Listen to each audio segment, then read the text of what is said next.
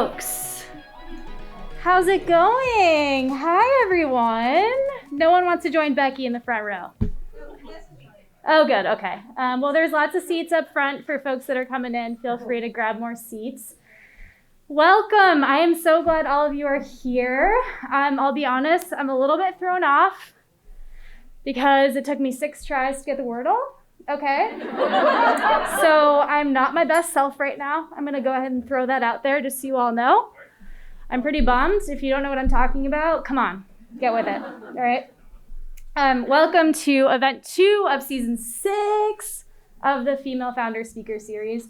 We've been doing this since 2016, which is crazy. I don't think I've done anything consistently since 2016, except maybe brush my teeth. So I'm happy to report that.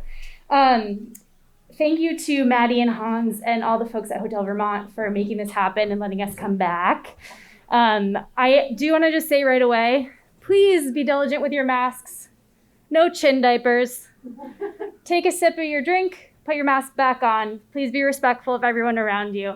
I have no problem pointing you all out and calling out names and whatnot if I can. So if you want to be spared and not be embarrassed, please return your mask. So for those of you who don't know, VSET works around the state to encourage innovation and entrepreneurship. We do that in many ways. But one of the most important ways we do that is we invest in early stage tech companies and tech-enabled companies. And there's a really good chance I'm going to fall off this stool because my pants are really slippery. So just look the other way if that happens. And you guys can just stop recording. That'd be great. So since the inception of our fund in 2010, I'm just going to run down a couple facts here because I think it's important that we talk about some facts. We've made 30 new investments. 40% of them have been women-founded or women co-founded. 13% have been BIPOC founders, and 10% have been veteran founders. Those numbers are not great. They're pretty damn good, but there's room for improvement. And I think it's really important to talk about these statistics because we often don't, right? We don't talk about them until they're great and amazing. And honestly, compared to most folks out there, that is a really impressive numbers, but it's not good enough. So we need to do better at investing in more people from all backgrounds. So just our last 12 new investments, half of them have been women-founded or co-founded. 4 out of 12, so 33% have been BIPOC-founded, and 25% have been veteran-founded or co-founded. So our numbers are improving with each investment, and I'm really, really proud of that. So I wanted to share that. The other thing is we have a portfolio of companies who have actually donated shares to VSET because we've supported them in other ways, like with our advising. So that's really exciting. And I think it's really important to talk about the sort of ecosystem right now in Vermont with investing. It's better than ever. It's awesome. If you're an entrepreneur right now, you are so lucky to be here, truly. There's more money than ever before. And the more investors there are, the more money there is, the better. It offers choice.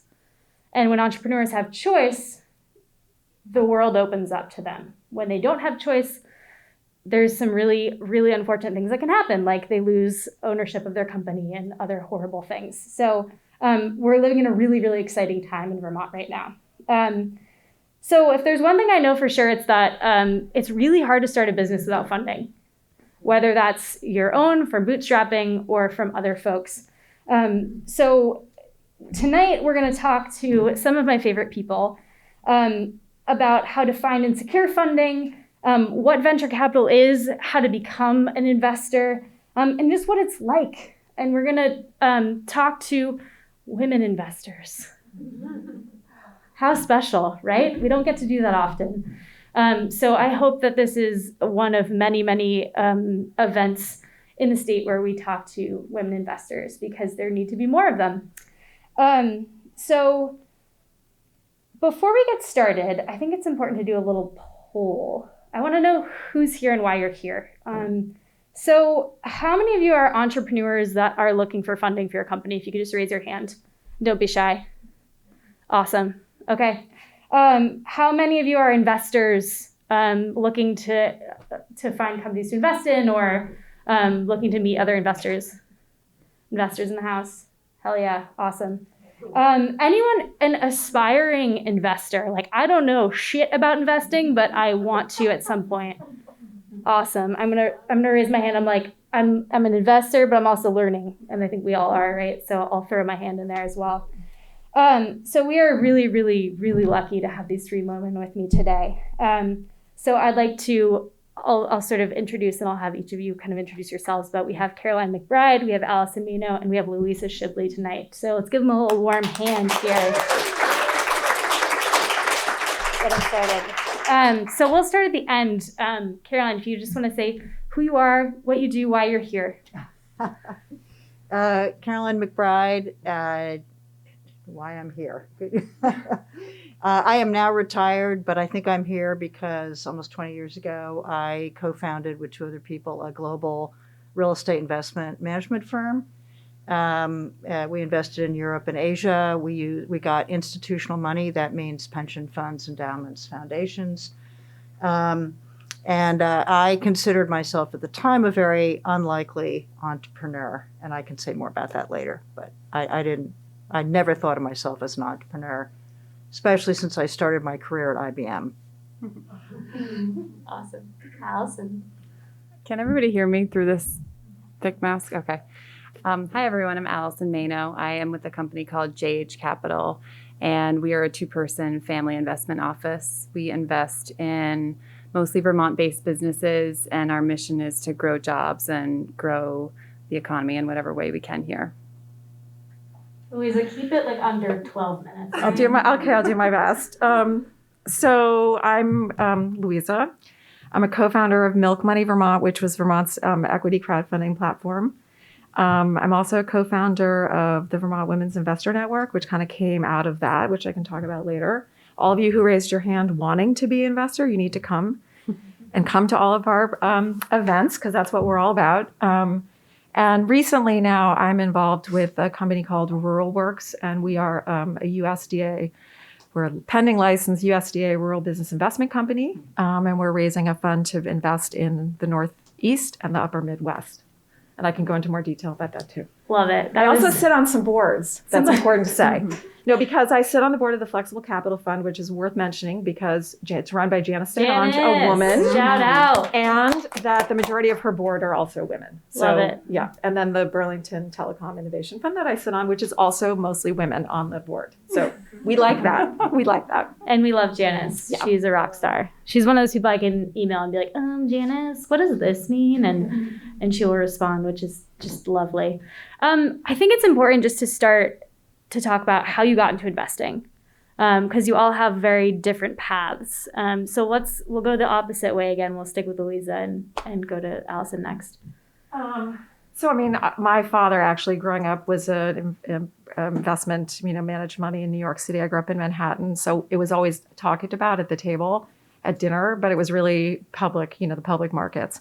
And my real introduction was when I co-founded Milk Money with Janice Shade. And it was sort of this opening into the concept of community capital and keeping your money local.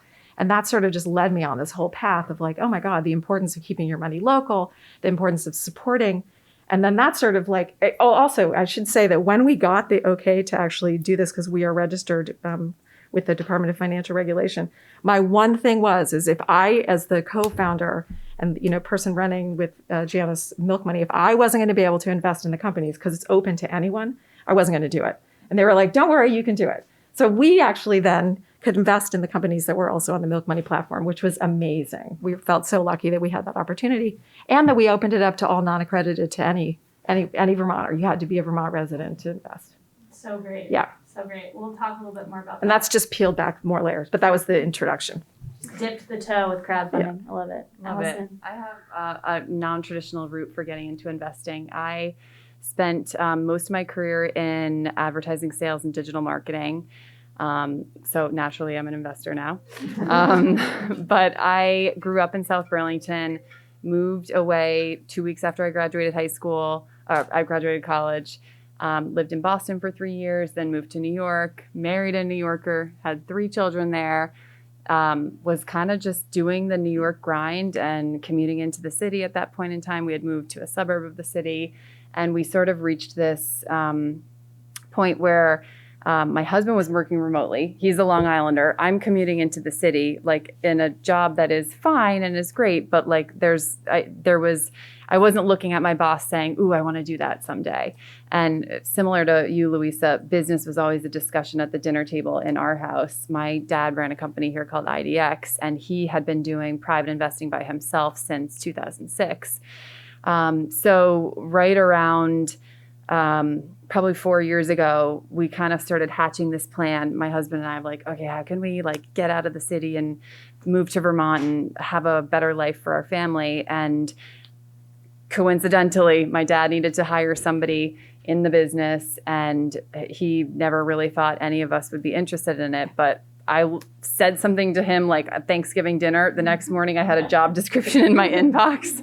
And a year later, we, got the courage and kind of figured out how to make our way up here. So I've been doing this for 3 years, and I'm going to echo Sam's point, and it is a learning journey. I spent the first year as first 6 months as wallpaper in every room. Like I was just like sponging and listening and writing chicken scratch notes down, and then going back and Googling everything and looking through like venture deals, encyclopedias for fun, which was not fun at all. And then like everything, I mean, things start to click. And luckily we have a great community here where the investors truly want to help each other and see all of these awesome founders succeed. Yeah, so I went to Middlebury College. I was a history major. Liz Robinson. Back a few decades ago. I had no idea what I wanted to do.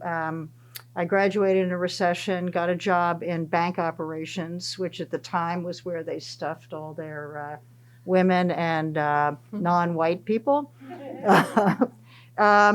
And I hated the job, but I kind of liked the business. And so I applied to business school. And back then, to really date myself, NYU, the MBA program, had rolling admissions.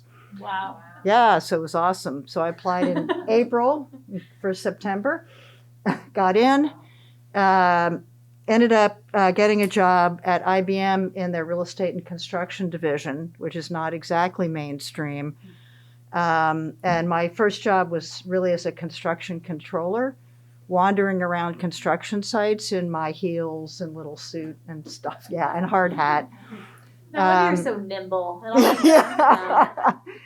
And moved on. I was at IBM for 18 years, but I moved sort of from doing real estate. I ran a development group there. I then went over to the retirement fund and managed all the real estate and private equity investments. And that's where I really got my first taste for the investing side of real estate. I stayed in real estate. People say, well, why in IBM? Real estate, what gives? And I found it was much more intellectually interesting than the mainstream finance at IBM because there were all these different disciplines, and it appealed to my intellectual curiosity and my natural boredom of doing the same thing too many times in a row. I left IBM and went to a firm whose business it was to either start up or buy into real estate operating companies. And so I worked on some purchases, some sales, some startup businesses, sat on a couple boards of some public and private companies. And that company got bought by GE Capital, lock, stock, and barrel. And so 3 of us in the aftermath, with no outside money, started Forum Partners, which we then ran for 20 years, and I retired. And so that was sort of my path. A quick fast forward, and we can talk more about this later. Since I've retired, I joined an angel investing group that's run by a professor out of Columbia University called 37 Angels. It's not all women and it's not all women businesses, but that's been really interesting. My son-in-law runs a venture capital business, so I kind of had to learn what he was doing since I had to invest.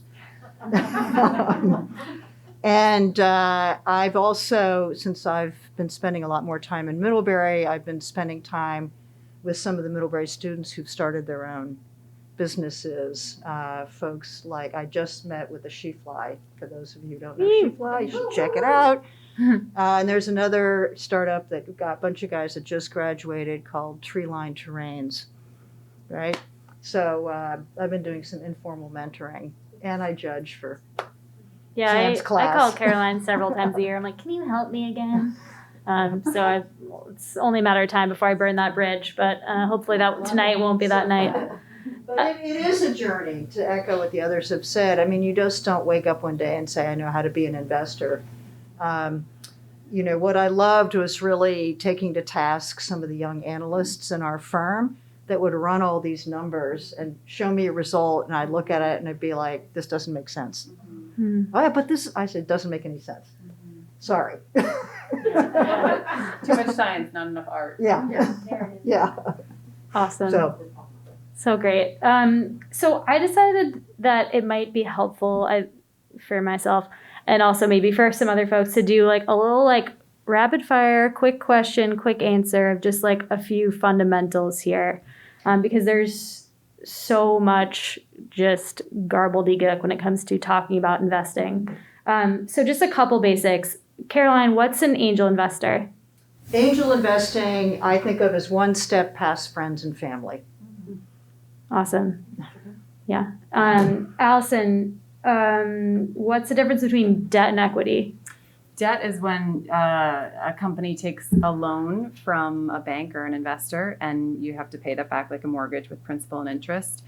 And equity is, think Shark Tank. So when you're taking money as a company and giving a small, hopefully small piece of your company to that investor. That's the key. Small. Yes. Awesome. That's helpful. Louisa, what's accreditation? Why does it matter?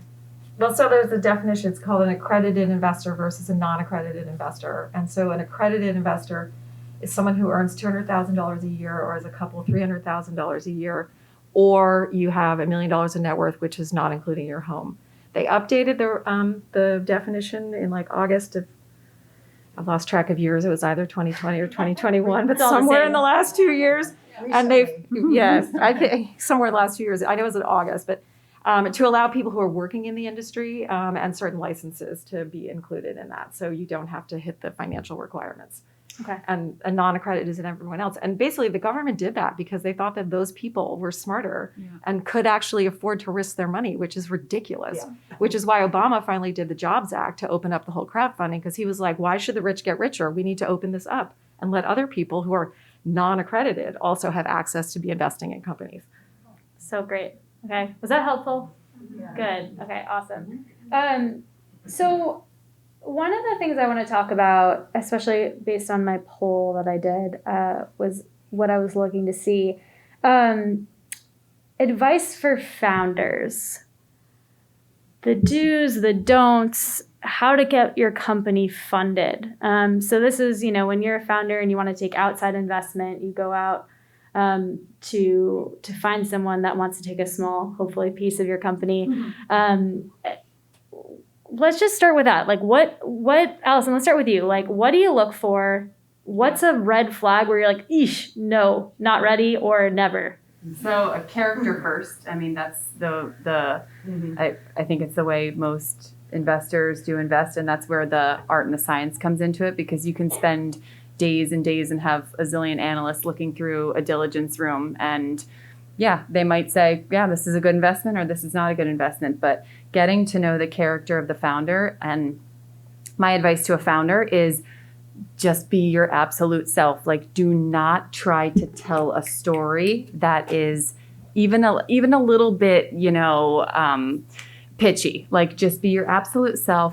Get all the skeletons out of the closet, because there are no deals that don't have problems. Every single deal has challenges, and that's most of what business is. So the biggest do for me is getting to know the founder, and vice versa. Like, you as a founder, what is your investor going to expect of you? Are they going to want reporting? Are they going to want a board seat? Do they want to be active or passive? Like, you have to have this, you have to have all of that out in the open before you get into a almost marital partnership with somebody.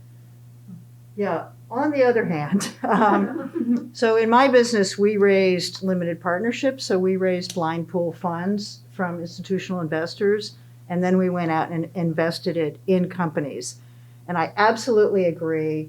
The investments we had that didn't turn out well were because of the character of the management. And the ones, even in a bad time, that did turn out well was where we could work with management. So I absolutely agree.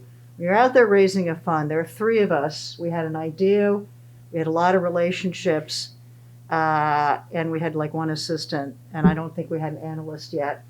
And so one of the things you have to do is you can't oversell. This is the really fine line, and any of you who followed Elizabeth Holmes know the egregious case of, like, that's okay, you don't want to do that. She's actually coming tonight. I'm obsessed with that anyway. But you do have to act confident, because nobody's going to give you money if they don't think you believe in what you're doing. So you actually have to act confident. You have to act, we say you have to act bigger than you are. And you have to exude confidence. You should not lie. I agree. I completely agree with that. But you do have to act with confidence, because again, and this, because if somebody's going to give you money, if you don't believe in it, why should they care? So I think that's. And also, if you're not the one, find a co-founder, right? Like, a lot of times we work with folks that someone's super technical, but as soon as they're like in front of someone they have to sell, they're like, clamshell up.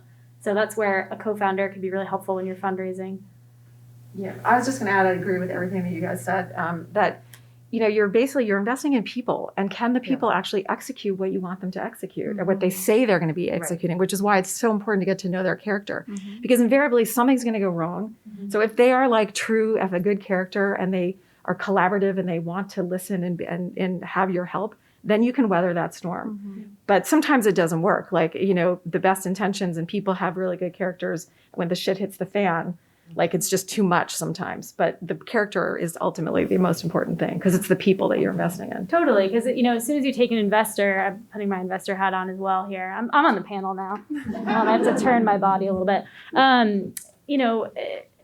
the end of the day, the investor's on your team, right? Like, they're now on your team, and there is getting out of that, but it's very difficult to do so, right? So that's sort of the most important thing. And I think a lot of founders, especially when they've been trying to close a round for, maybe they're getting a little fatigued, right? So the round's not come together.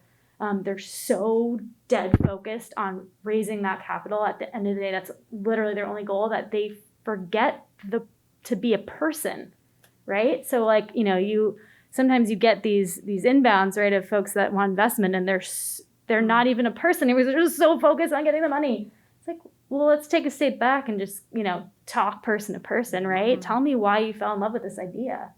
And one of the things we try to do at Visa, and we're really lucky because we're a nonprofit, right? We advise folks for free.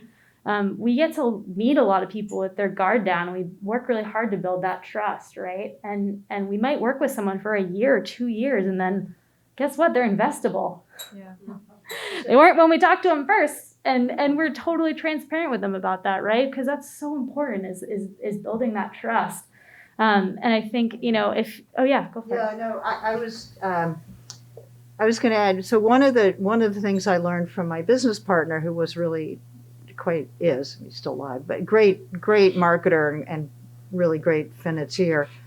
He would go into a meeting with institutional investors. We would have the requisite presentation books, because we were still using books, and he would never open it. And if he never opened it, it was a great meeting. And he would always start by asking the other person, so what are you seeing? What are you looking at? And getting a sense of, one, whether they were even interested or not. But really do the whole thing as a conversation, if he could get away with it. And using the net, it's a little different, in some things, but really having a conversation and then using pages in the presentation to make a point. And that way, that forced out of this, what you're talking about, which is this single-minded, I got to get through my 8 pages of pitch, I have 10 minutes, and brought it back into a much more casual feeling setting. So. Yeah. I have one other thing, as I give advice to founders, is I say this to ones in Vermont, Vermont's a small scene, getting bigger and bigger, as you pointed out, that it's a good place right now. Get to know all of the investors and basically build that relationship, because you don't know which one's going to be right at the right time. And if you take that time to meet them, even when you're really early and you may not want their money, you're building this relationship to build, to your point of like building trust and getting to know the character, so that you might know them for like 3 years before they actually are wanting the money. And then you've already created this like track record of a relationship where they see how you handled things and what you did. And you don't know which investor might be right for you. So you're also vetting them, right? It's a two-way street. You know, you got to vet them to say, okay, this is an investor I want. What else are they going to bring me besides the money, the knowledge, the networks that I need? What else, you know? And I think from the entrepreneur's perspective, one thing that we always tell folks to do is go talk to the people we've invested in. Here's our portfolio. It's on our website. Go talk to these founders. Because if they don't want you to do that, that's a red flag, right? As a founder, that's scary as hell. If they're not going to like introduce you to anyone else they've invested in, that's when you need to run for real. Any red flags? Anything that comes your way and you're like, oh no, don't do that. Why'd you do that? I mean, desperation's not a cute look. Desperation. It's a good lesson for life.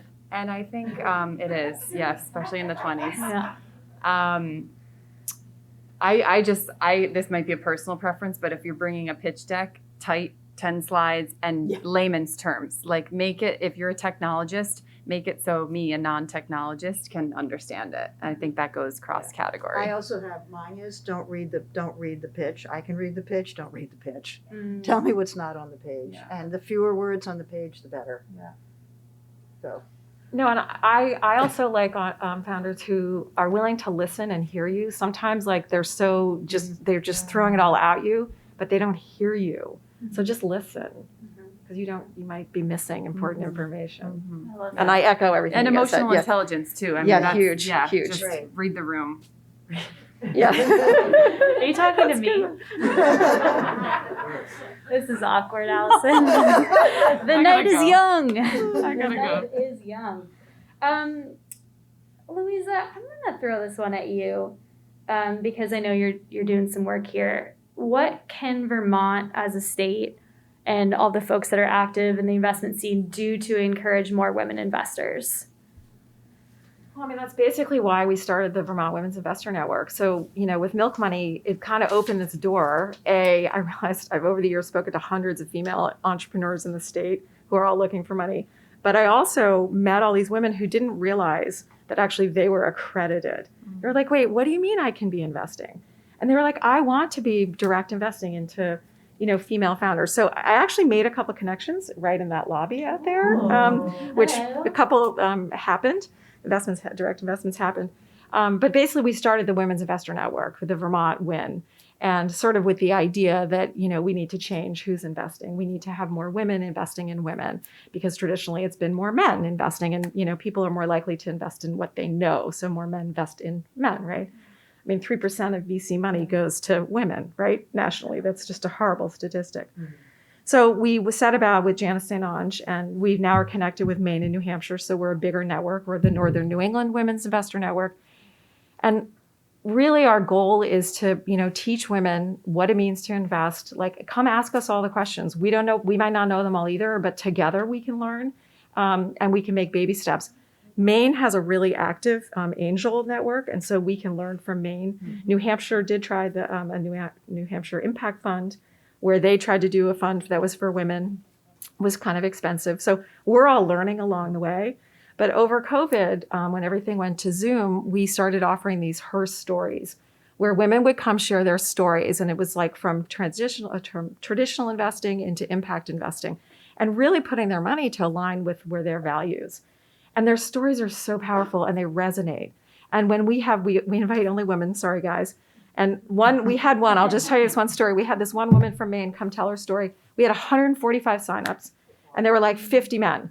Well, we had to disinvite the men, and then we had to send out a different Zoom link to all the women. So they got a new one, and then she agreed to do it a second time for the men. So in the end, she did two different Her Stories. And I mean, she was amazing. Her story was incredible of going from traditional investing. Her husband didn't trust her, So she took part of the money, she invested it, and then they, over a couple of years, they would check in every year to see where her impact investing was versus his. In the end, after like 3 years, it was like 1% different. And so he gave in and they moved all their money into her impact investing. Cool. But I will tell you the difference between those two different events with women only and men only. The women asked such incredible questions. It was such an engaging event and really getting into the nitty gritty. Like, how did you teach your daughter? And what were the dinner conversations like? I mean, just really asking what you wanted to hear so that you could bring it back into your home and your house and your marriage. And the one with the men, I'm not even going to go there. Sorry. I'm not going to go there. All right. Well. So, now we but know. wait, but we have an event tomorrow at 4:00. They're free for women to come join. We have Julia Pimsler coming. She was an entrepreneur. She sold her company, decided to help women get to the $1 million revenue mark. So she's created this $1 million women community and network, and she's coming to tell her story. I got an introduction to her, and I asked her, and she's doing it for free. So it's free. That's So great. come and join. Sweet. Awesome. All right. So Women's Investor Network. Jot that one down. NN Northern New England, NNEWIN.org or com. It all goes to the same place. You can Or sign your up. com. Yep. You choose. Your choice. Not great. Allison, what do you think we can do? I think it's actually events like this are great. The Women's Investor Network, I mean, those are specifically targeted at female investors.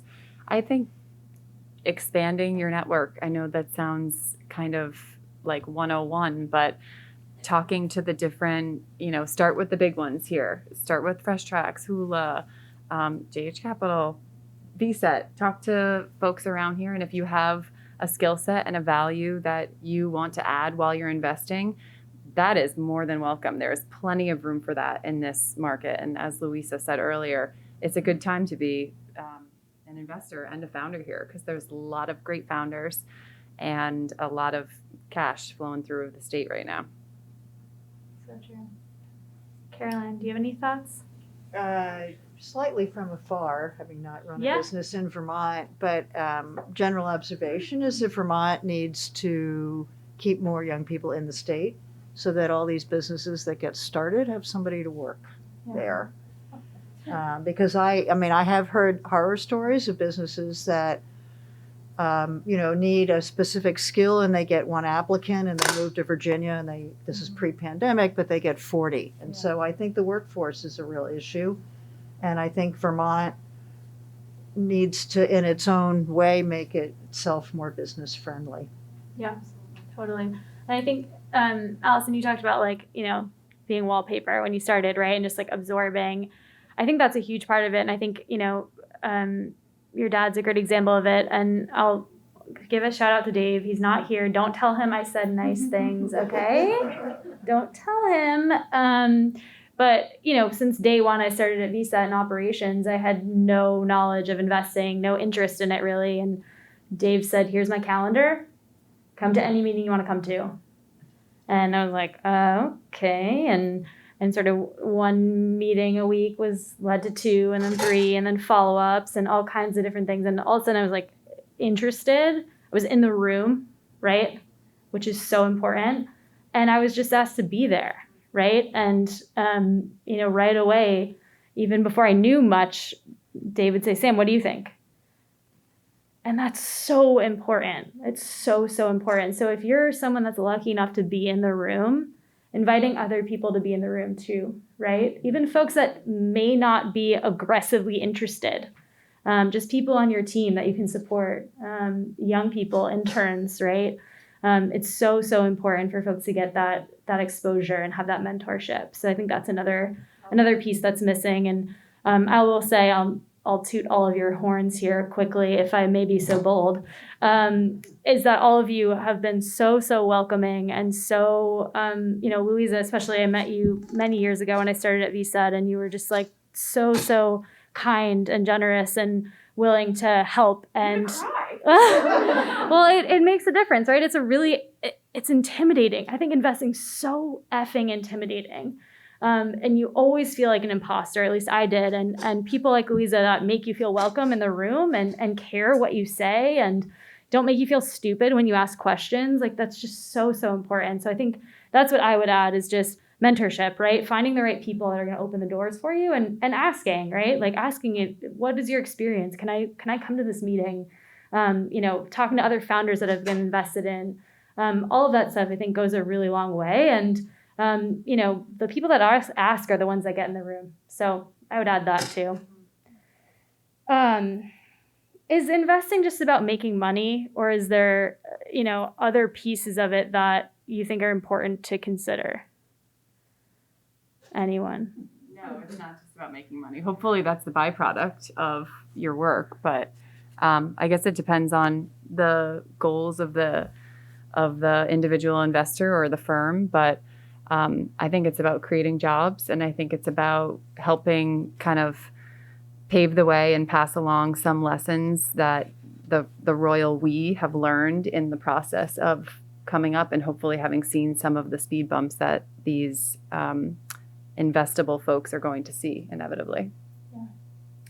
Yeah, it was interesting. One of the roles that I played in my firm, because I had worked at a pension fund, and our investors when I was at Forum were pension funds. And so if there was ever any question about whether we should or shouldn't do something, I was like, Caroline, what should we do? And I'd be like, well, do you want to read about this on the front page of the New York Times? If you don't, then don't do it. And so I do think that it's not just about making money, but how you make money and how you treat your investors. We were always, because we had to be in a way incredibly investor friendly before many of the big guys ever got forced into it, because our attitude was, it's your money we're investing. So if there are fees coming, well, then it's because we have your money. Mm-hmm. So therefore you should get them. And so I think that helps just how you think about, ethically, how you think about, and again, we could talk about Elizabeth Holmes all night long, but as a counter to that. But I think at the ethical side, which is really the S of ESG, is the sort of social, how you govern yourself, how you, in our case, we were very generous with our employees as to how we spread out the ownership of the firm so that we wanted people to feel like owners. Did that cause us as founders to make less money? Of course, but we also had more buy-in. So I think if it's just about making money, I don't know, that seems to me that's uninteresting. I was going to say, like with Rural Works, we are an impact fund. And so we are, because we're USDA, we are rural. So we invest in rural communities, which is population of 50,000 and under. And our impact thesis is really around offering quality jobs. We want to invest in companies that are offering quality jobs. And we define a quality job as one where you're paying your workers the MIT living wage calculator. So you can go to that and put in your zip code and find out what you should be making. Paid time off, medical leave, and benefits, where the company's paying 60%. The goal is 60% of the benefits. And we've hired a company out of San Diego called Tablecloth that will help us baseline it and then help us track it so that our portfolio companies will be all offering quality jobs. We're also interested in companies that are connected and invested in their communities, because the worst thing is to invest in a company that's in a small rural community who then in 5 years is going to sell and remove all the jobs and the employment. I mean, that whole community is gone. So that's a little bit less tangible, but we're looking for companies like that. And we believe at the end of the day, you want companies who are basically investing in their people, in their employees, because it's their employees who are making the business, right? And you want to also, as a consumer, be buying into businesses and products from businesses that treat their employees well. Mm-hmm. And you can do that. It's not concessionary. You can do that. Businesses actually do better when they invest in their employees. Yeah. And you will actually, in the end, do better financially as an investor. Yeah, it's so true. It's kind of a no-brainer. So does anyone have any, you don't need to get specific, but any bad investments you've made that you're willing to share with the team here to enlighten us, if you will? They're like, no, we haven't made a single bad investment, Sam, so move on. Caroline's like, well. Oh, God. India was not a great place for us to invest in. It turned out it's highly complicated. But it wasn't because the people were bad. No, we had one disaster in China where it was the bad faith of the founder. Mm-hmm. And We ultimately recovered a lot of our money because we foreclosed on his shares that were held in the BVIs. So the little things you find out about where Chinese business people actually hold their wealth, it's not in China. But yeah, it's most of it. I mean, we managed through the global financial crisis, which I think is called something else now, but the 08, 09 timeframe. We were invested in Europe and Asia when what hit the fan. We did, in that time frame, we did not lose one of our investments. Wow. So afterwards, yes. But it was basically bad characters. Yeah. Yeah, I was gonna say it comes down to the founders. Yeah. And it's not always their fault. When outside forces happen, it's hard. It's really hard for the founders, I have a follow-up question actually that might be helpful too is there, if the ship is sinking, is there a way as an investor to save it? No. I don't think there's like a one size fits all. I mean, Yeah. it totally is going to depend on who the founders are, what the business is, what the industry, what the market. Like, I think It's too many. hard. It's really hard though. I mean, personally, I've invested in some that's happened to. In one case, the founder was really focused on one technology, and the market just leapfrogged that technology, and the founder didn't pivot to see that, and so that happens. And then another actually quite a prominent angel investing group came in and tried to rescue it, and it was good money after bad. So knowing, my son-in-law is very clinical about this. If there's an investment that he doesn't think is going to make it, by which he means if the next round of fundraising is not priced at a higher price than the last one, then they look to sell right away and get out before any of that stuff happens. And it's pretty clinical,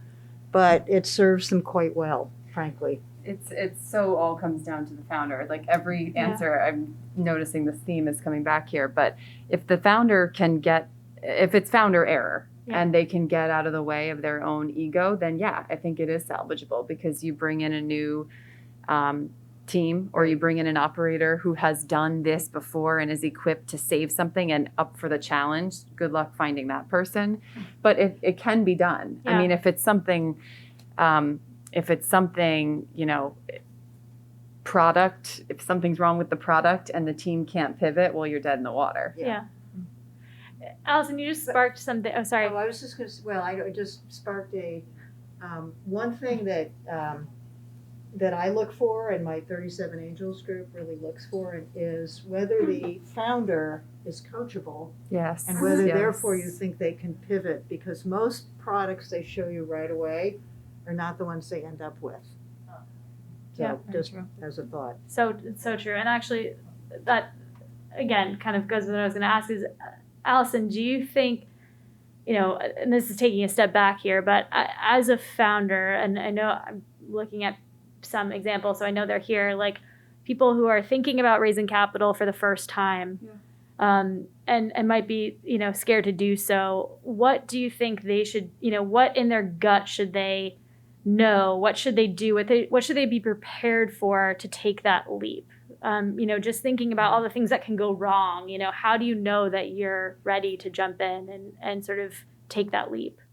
Well, if you're ready to do it full time and kiss your day job and your cushy salary behind, then that's pretty telltale to me. And if, as an investor, if someone is kind of moonlighting, then I'm not going to get involved because they're not fully committed in that situation. So I guess that's one thing does that answer your question? Yeah, no, totally. Okay. And Louisa, do you have any thoughts on that? Repeat the question. I love the honesty.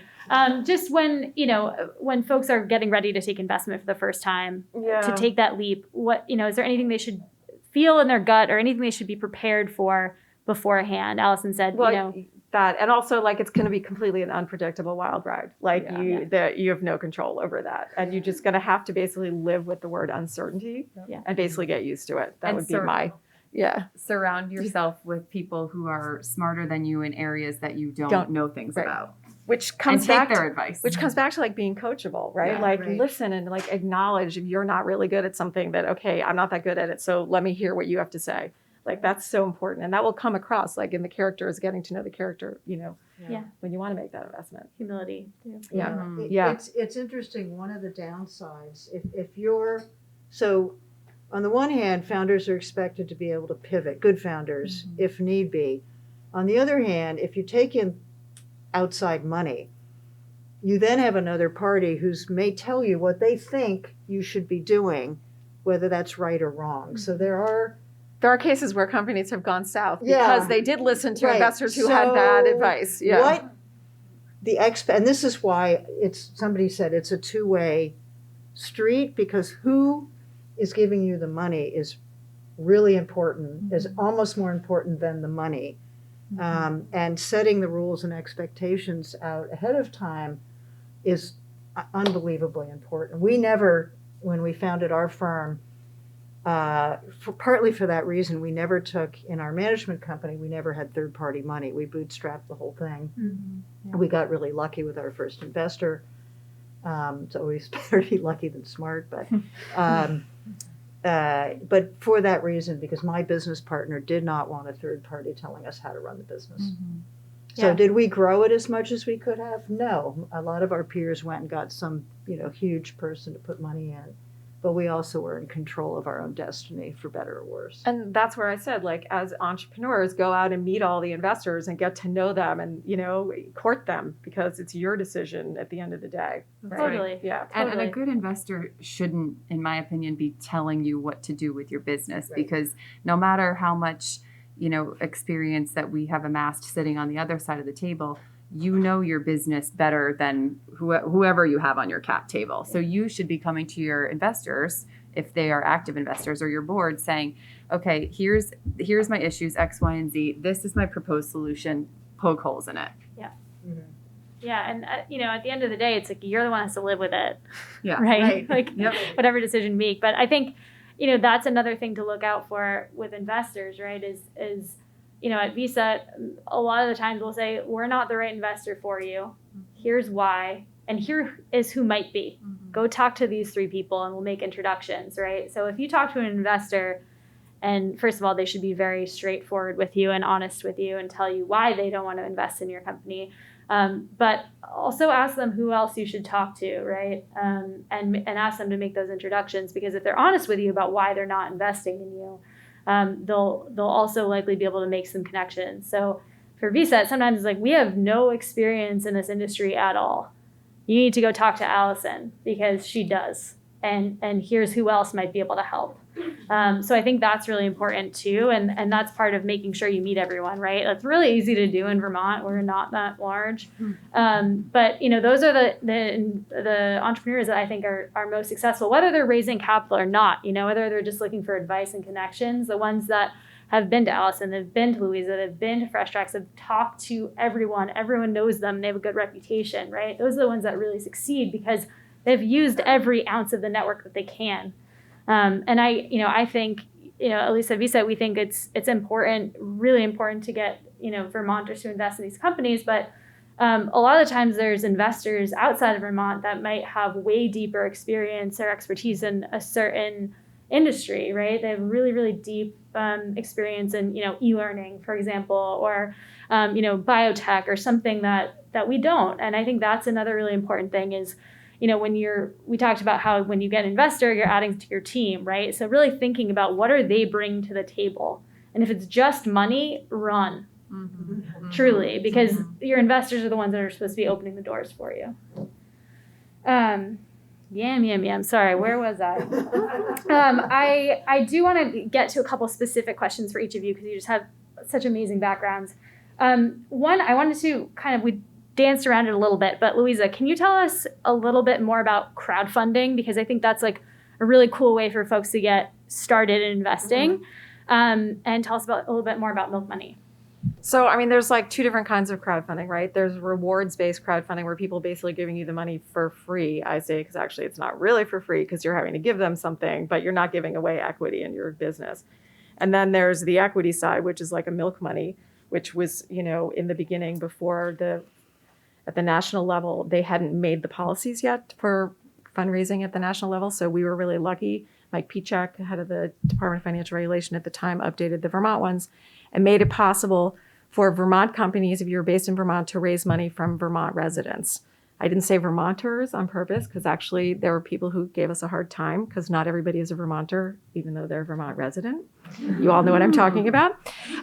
So basically it opened up the doors to say, okay, well, we could invest. And it turned out that on the platform, most of ours were convertible notes.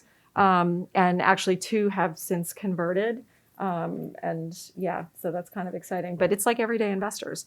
The path for Milk Money, we did struggle a little bit because we are regulated by the DFR here and we are not allowed to take a success fee. And so that's really a challenge because if you now do it on the national platforms, which have huge advantages in that, Aunt Sally from California. Sorry, can you give examples of what you're talking about?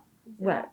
Like, like a WeFunder, Republic, those kind of websites. They're basically the same thing that Milk Money is, but they're on a national level. And that means that you can actually crowdfund from anyone across the country. So if your product is something that, or whatever you're raising for, would hit national attention or be interesting, then you should be on the national platform. But they do take a success fee, so it's way more expensive. And now they're much more creative, actually. Like you can even do royalty-based finance. Like you can do anything now on these. And also they've changed it.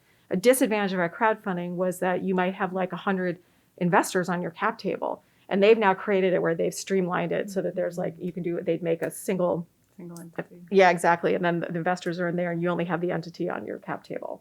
So what type of company or product is a good contender for crowdfunding? Because it's not for everyone, right? Well, I mean, I would argue in a way it could be for everyone. Like one, you could do the rewards-based crowdfunding to actually prove your concept, right? So you raise money from people from around the country, like on a Kickstarter. You prove your concept. You actually use that then.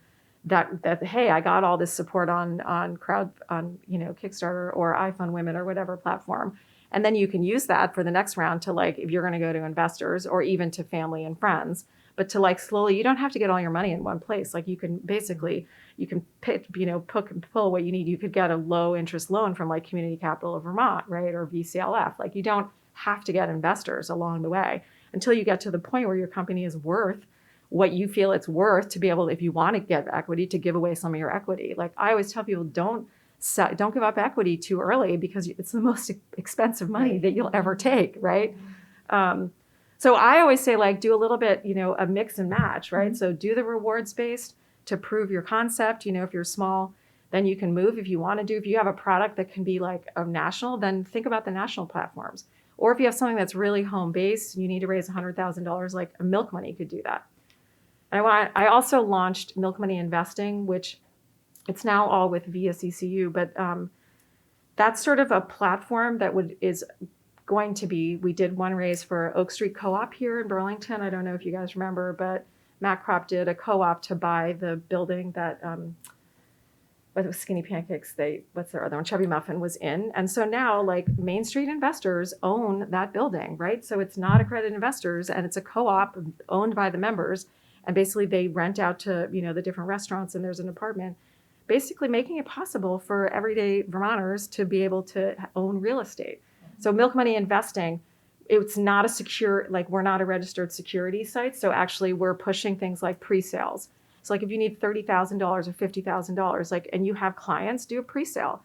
If you give a pre-sale for $1,000 and you say, okay, I'm going to give you 10%, that's $1,100. As long as you tell them when you can spend it, which is maybe 10% a month, you can raise $50,000, $60,000 from your clients because they're going to come back and use it. Those are like creative ways, not at security, really easy, low legal costs where you can raise smaller amounts of money. So we try to push pre-sales too. Got a couple coming actually. Co-ops, obviously. I'm like mix and match a lot of different things until you get to the bigger stage where like, okay, now I really need like big time investors and I want to take it to the $1 million revenue. Totally. Yeah. It helps with proving the concept. Yeah. For sure. So one of the things I touched on is just how more money is good. More money equals good, right? For our community, because it gives entrepreneurs choice. So very exciting thing for our community is the Dudley Fund. Allison, do you want to take a second to tell folks what the Dudley Fund is? Sure. So the Dudley Fund is an idea that kind of came out of this process of taking a look at the ecosystem here in Vermont, talking to a lot of investors and founders and business owners, and understanding where the gaps are in our investor ecosystem. And we found that there was a lot of well-intentioned angels and a lot of, actually quite a bit of capital in that post-bootstrapping friends and family phase, pre-venture capital, growth capital, but not a lot of action being had. So we, myself, Jim, and a couple other folks kind of stewarded this idea of creating a fund with advisors, much like we are added value investors to all of our portfolio companies that we invest in, and get people from all parts of the state, all categories of business, industries. And we've got 50 limited partners. We are about to, I think we're reviewing we've reviewed one deal. We have 4 more deals that we're going to review in March, but it's run by John Antonucci. We actually, the Nooch. I love that nickname. I just learned about that. 10 out of 10, John Antonucci. No, Shout out. He's great. Great guy. So he's running it. There's 50 limited partners. We have seats on the investment committee and the board of managers, but we're the same ownership as everyone else. So it's not a JH Capital fund. We just kind of helped lift it off the ground a little bit. So exciting. So yeah, investing in early stage companies that are growing jobs in the state of Vermont. Amazing. And so for folks that want to check it out, it is the dudleyfund.com, I believe. Okay. I will we'll send you a note. double check that.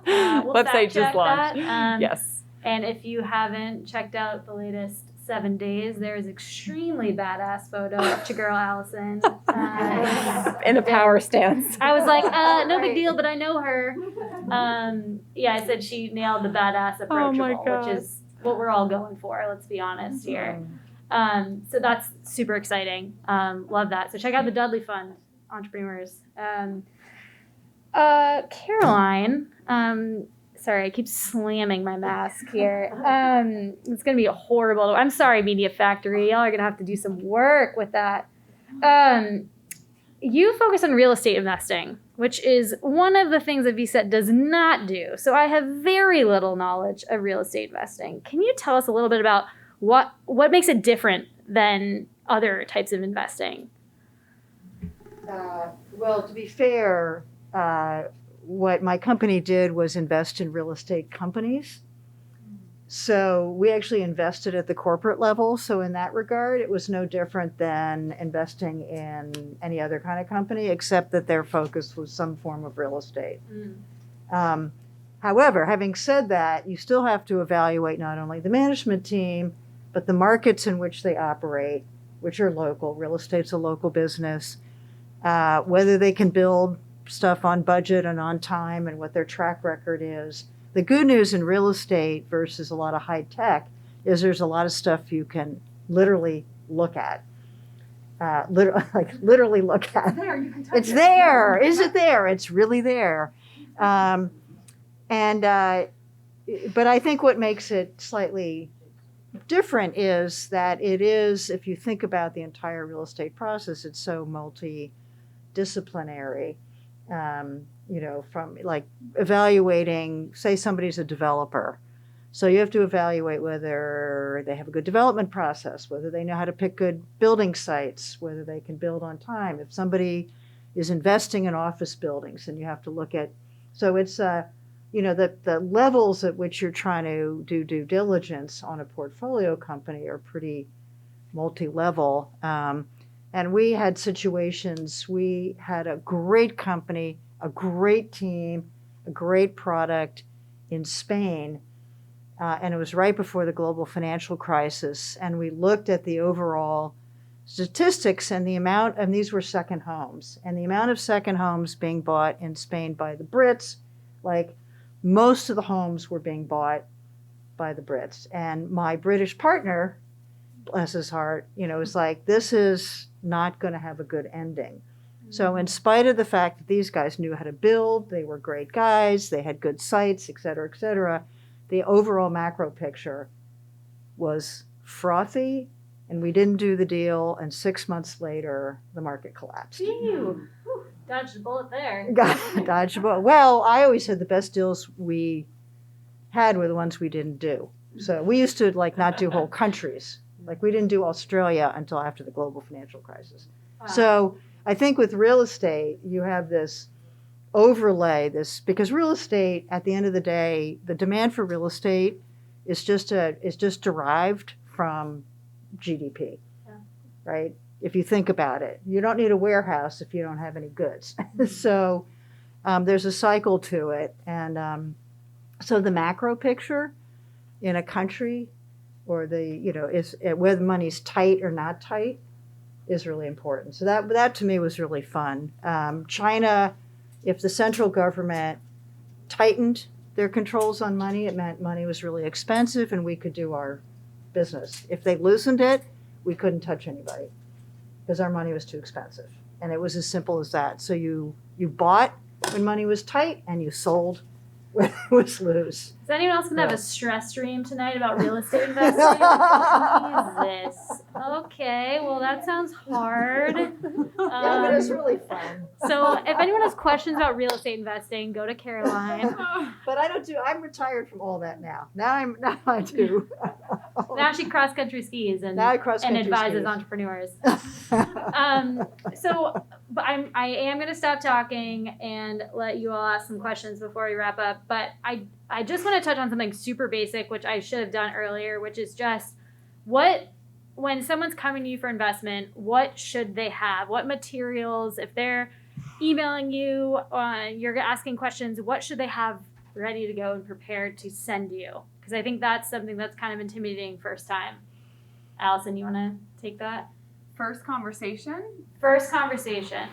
I think I like a Let's deck. say first through third conversations. Okay. I mean, I don't think you have to get like documents of Excel and tons of that stuff ready. It's nice to have some projections. Mm-hmm. We all know those change pretty fast. But tell the story, like be able to tell your story in layman's terms, know your audience, know what you're asking for, practice your pitch before you come in. And I think most people, I've been very impressed with the founders here. Everyone, most people that I've met with have been super buttoned up and just jazzed to be able to tell their story. So that's what I would say. A nice tidy pitch deck, some projections, know what you're, raising and what your ask is going to be for that. Yes, please. Please know. Please know your ask. Yeah. I mean, I step Underline that back, one. and particularly in this space, what's the problem you're trying to solve? Yeah. Why are you uniquely qualified to solve it? And who else is in the space? And if you don't know any of those, don't bother coming. That's a great way to put it. Yeah. And adding your team. I think it's important to add in who your team is. Yeah. Of your team. Yeah, Yeah. totally. And if you don't know who your team is yet, that should be one of your asks. Yeah. Right. I'm Yeah. looking for a CFO. Who Right. can I meet? Right. Awesome. All right. I'm going to let y'all ask some questions. And my mic guy's not here tonight, so I'm going to have to do the heavy lifting here. Questions. Don't be shy. Yes. Lauren, hello. Hello. Ladies and gentlemen, the new director of Launch BT, Oh, Lauren Bess. Thank you. Oh, Lord. Okay. So excited to be here. I'm so glad you guys are here this evening. I've really enjoyed it. So thank you. Some of the folks I've already connected with here in the room, so if you're hearing this for the 8th time, I'm really sorry. But one of the things that I am most interested in for our state, particularly because as you pointed out, Allison, we've got cash rolling around, which is great. One of the things that I want to sort of work into the scope of the things that I'm doing right now is making sure that our policymakers understand that we are missing out on business and deal flow because it's going to Maine. We don't have the right incentives for our investors right now. We don't have tax abatements for them, or incentives for them. We don't have tax abatements for our entrepreneurs. So I'm wondering, as leaders like yourself, Caroline, Louisa, who's like articulating this to some of our decision makers and people who are writing our policy? Because right now, some of our money is flowing out of this state, regardless of the fact that we have so much of it rolling around. And I would like to attract outside money to the state. If someone could say, oh, this is gonna be a great place to put my dough for a while, and I'm gonna be incentivized to do so. So I'm wondering if you guys, in your various shops and areas, are putting some pressure on where I think we need it. Sorry, that's a big question. Sounds like a job for you, Lauren. Damn, I'm throwing softballs all We night. we did that like maybe 5 years ago, and it was like squashed right away. But to your point, I think I should circle back on that one and just see, because you're right, Maine is much more attractive to be investing in Maine. Yeah. I think we should just all band together, Yeah. Yeah. especially the women in the room. Sorry, guys. All right, I'm on it. All right. Next question. Yeah. Alexa, hello. Hi. I'm doing well. Thank you. Hi, so I don't know if this is a quote unquote stupid question or not, but what would you say for someone who's just doing small investments? So for instance, for myself, like I put money away every month into a retirement fund that I invest, right? And every time I go to the bank to talk to the financial advisor, I get a man who like, I never understand anything he's really saying about investments. I feel like I don't really know where to start in terms of small investments. Like, what kind of advice would you give to someone like that? I'm obsessed with that question. Okay, thanks. Well, I mean, first you need to join the Women's Investor Network. And join doesn't really mean anything. It just means come to our events. There's no process other than you just come to the events. But I mean, there are organizations out there like Invest for Better, where I led a cohort that I promptly dropped because I had too much on my plate, which basically takes women like you and brings you through the process of like describing all of the things. And actually, I have all the information. I'd be happy to give it to you. I think Casey was in that, or were you not? Yes, you were in it. And so organizations like that, investforbetter.org, they have great stuff that you should look at. And I can email it to you after. And just ask Yeah. anyone. Like I think that's the great thing about Vermont, and I think generally people who have some type of knowledge, it's fun to pass it on. And I think I've never gotten a phone call from someone asking for advice that I haven't taken. And take that up 10x to like the generation in front of me in their 60s that are kind of winding down a little bit. Like that's really fun for them to be able to. Watch how you say that. Winding down. Well, winding. You said you're retired. You're using that word. But I didn't say winding down. What does Winding down retired from mean? working. Thank you. Sorry, I have a two-part, I hate those people, right, that have two-part questions. So, is there a specific range that somebody asked for after angel investments, meaning that they've already gone through the friends and family, they already have revenue, but not like, above 150,000 a year? Is there a certain target that we should focus on? I didn't hear the first part. So we're already through the friends and family Okay. sort of round. We've raised a little over $1 million, and Okay. we're now we now have revenue. Is there a certain target that people like the Dudley Fund or people which are past that? Is there a certain target that you sort of should ask for, like like a million to 5 million, or like is it, you know what I'm saying? Like, Yeah. So you are at the angel stage. It's sort of how much money do you need to take your company for the next 18 months to the next stage? Take how much you think and then double it typically. Yeah, because things take longer. And then you actually have to value your company unless you do it. There's all kinds of complicated ways. But, and there are a million, there are so many angel networks. They're not all created equal, but there are a lot. And I can tell you that the network I'm a part of, that their process is that they get tons of pitches through email and whatever, and they have a small team, and they will go through a first, and most of them will fall by the wayside without really a conversation that just, they're that efficient, they have to be. And then the next stage is they'll have a pre, where they each founder has 5 minutes to do their pitch, and so there may be 40 of those, and then they'll get weeded out to 8 And as part of the network, I think it's actually every 2 to 3 months, we'll hear the presentations from the 8.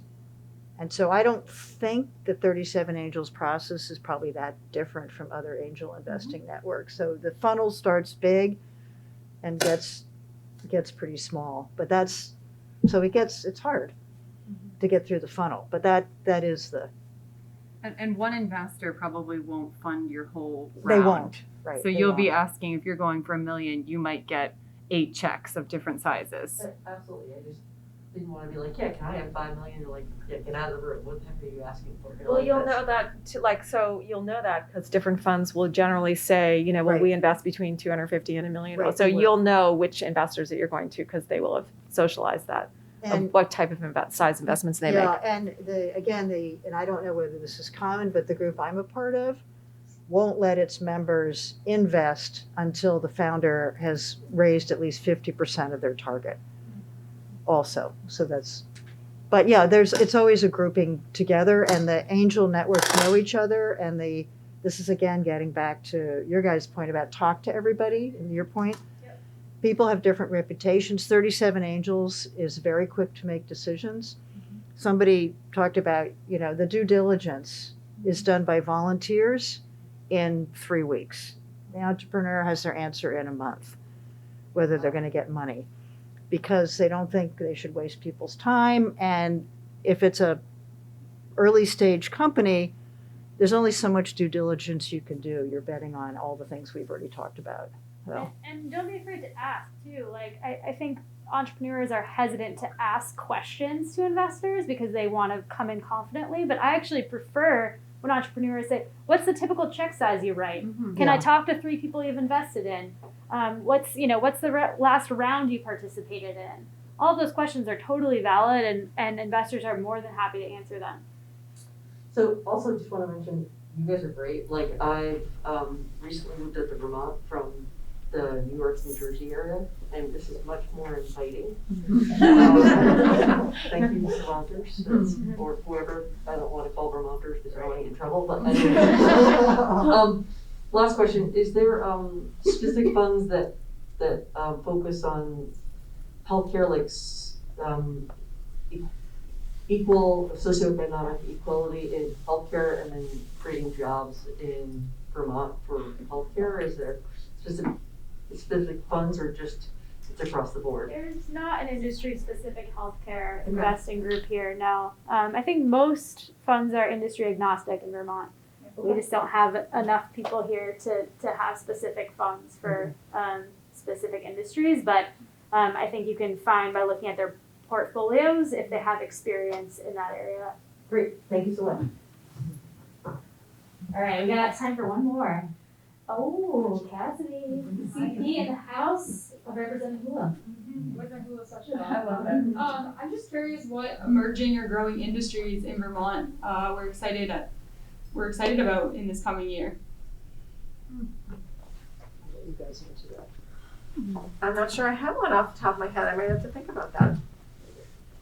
Yeah, we're kind of different because we're not a fund, so we're not sourcing and constantly trying to backfill. I'll say an interesting recent one that we went in with you guys is moving satellites around in space. Didn't think we'd be doing something like that over here. Yeah, aerospace. Or even or like in the sense using, low range technology and sensors and things like that. So I would say maybe using more technology, and in particular, like to benefit rural areas. Awesome. CP, you got one on your mind? Honestly, health tech. Health tech. Yeah. Cassie is an investor as well. Raise your hand. Hi. Awesome. Awesome. Well, we got to wrap up. I want to get y'all home.